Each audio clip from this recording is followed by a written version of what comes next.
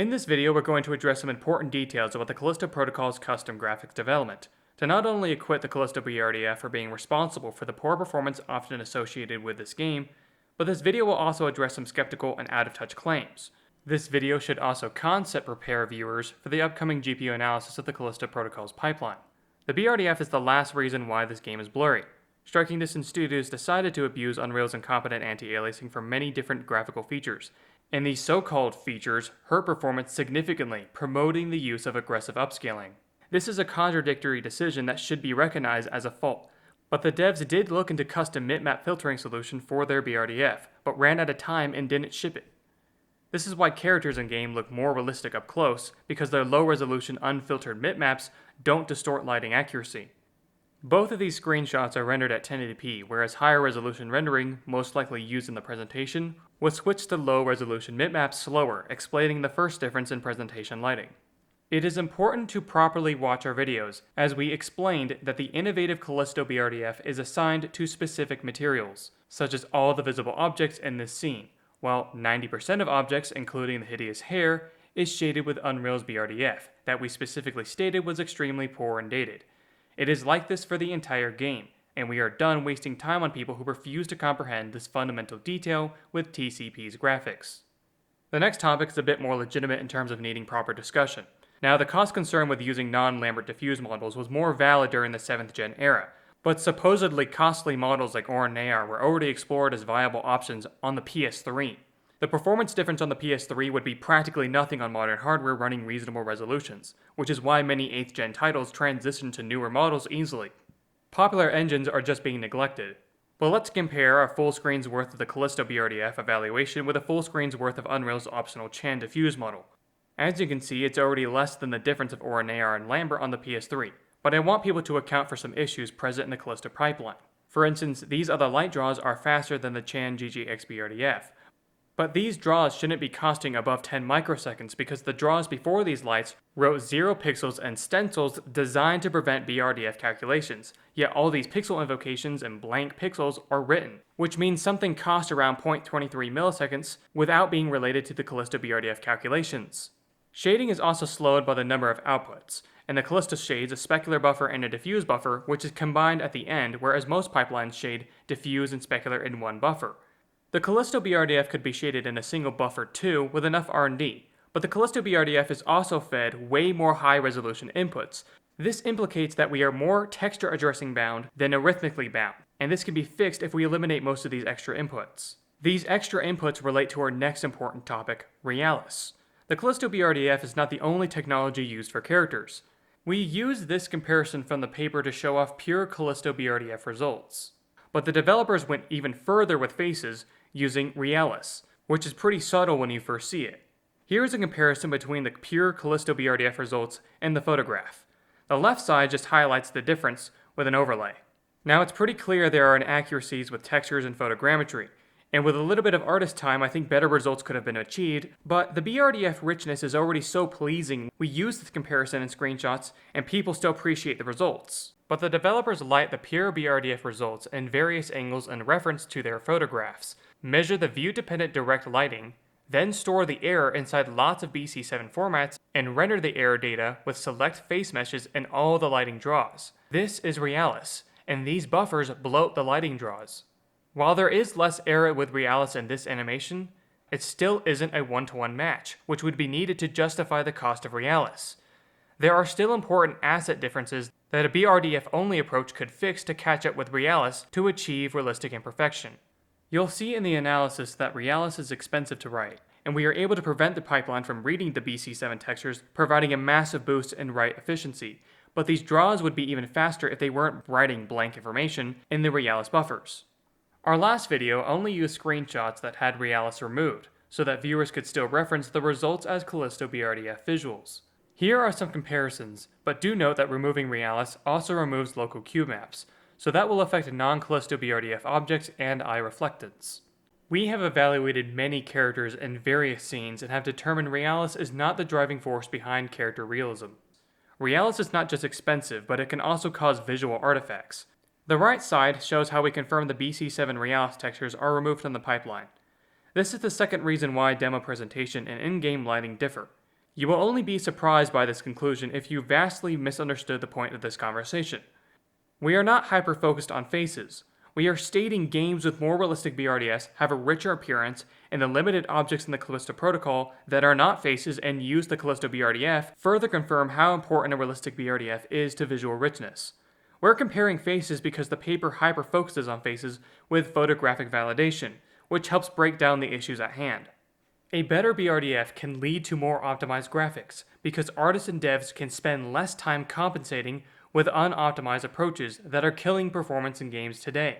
But we need to discuss how to render faces more efficiently, because face-specific technologies unrelated to the core BRDF killed performance in this game. Better performance will not only enhance the fluidity of gameplay, but when actual realism is easily and quickly achievable, the industry will have nowhere else to innovate but in directing style and gameplay.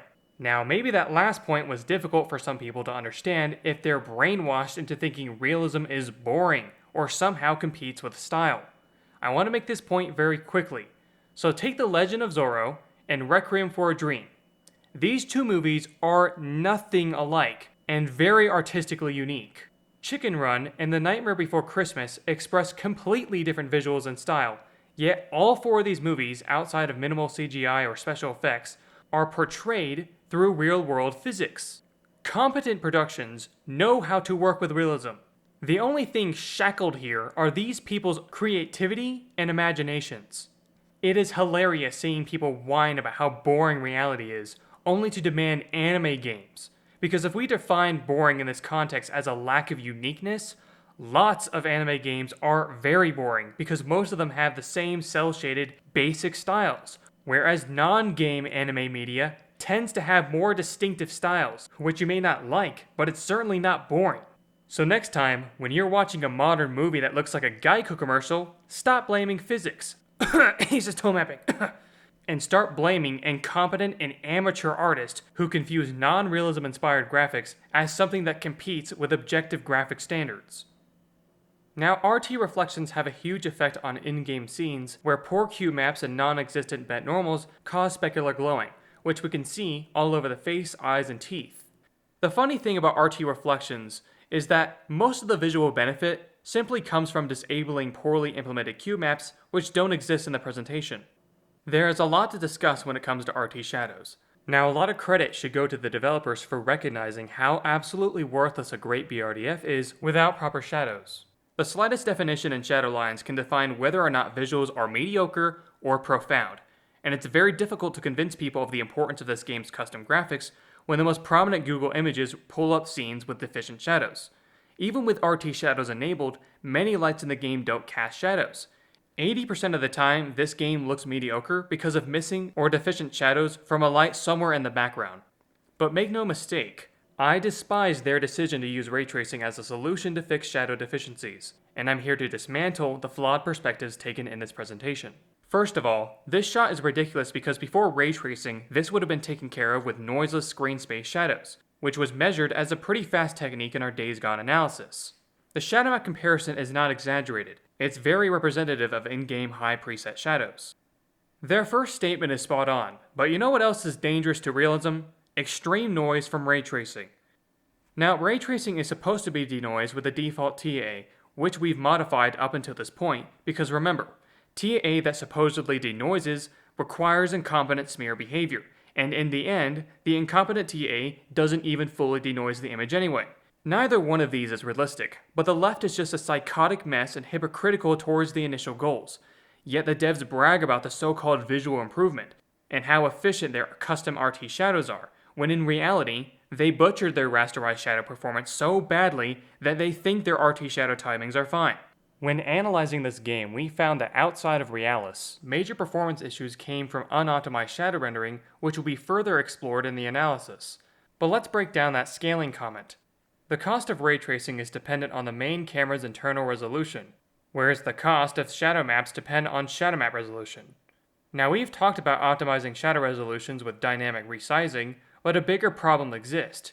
Even at the highest, most expensive resolution, the character shadow is not rendered at an 8% higher density, which we discussed will give RT-like shadow results. Dynamic shadow map resolution scaling would worsen this problem, so not only do we need to scale the size of the shadow, but we also need to scale the shadow's zoom and FOV with the main camera values. Now, there aren't dedicated shadow maps for characters like we've seen in Detroit Become Human or Rise Son of Rome, but atlases are used for dynamic objects, and sometimes they can almost match the resolution of objects in the scene. The true potential of shadow maps become much more apparent if Unreal's overly aggressive shadow softening is disabled. RT shadows are only visually ahead for a few reasons, but mostly because the shadow map is rendered at a density closer to what's on screen rather than an 8% density higher than 1080p. The character shadow cost is hurt a lot by hair, but if that was optimized more with screen-aware shadow map FOV culling, the majority of the cost could have been reduced. Speaking of cost, our Need for Speed 2015 analysis proves how competent shadow maps are for mass shadow-lit scenes if properly optimized. Poor shadow map performance is only a concern for those who have butchered their optimization. Thank you for watching this analysis, and to those who support these videos and their research on Patreon. Supporting our Patreon allows us to study technical engine faults and helps us get important conclusions out there in the public. Successful content creation is how we intend to reach a financial surplus that will fund the development of our game, which will lead to the development of an easily accessible Unreal Engine fork containing the various innovations we cover on this channel. Thank you for your support, and keep a lookout for that full GPU pipeline analysis.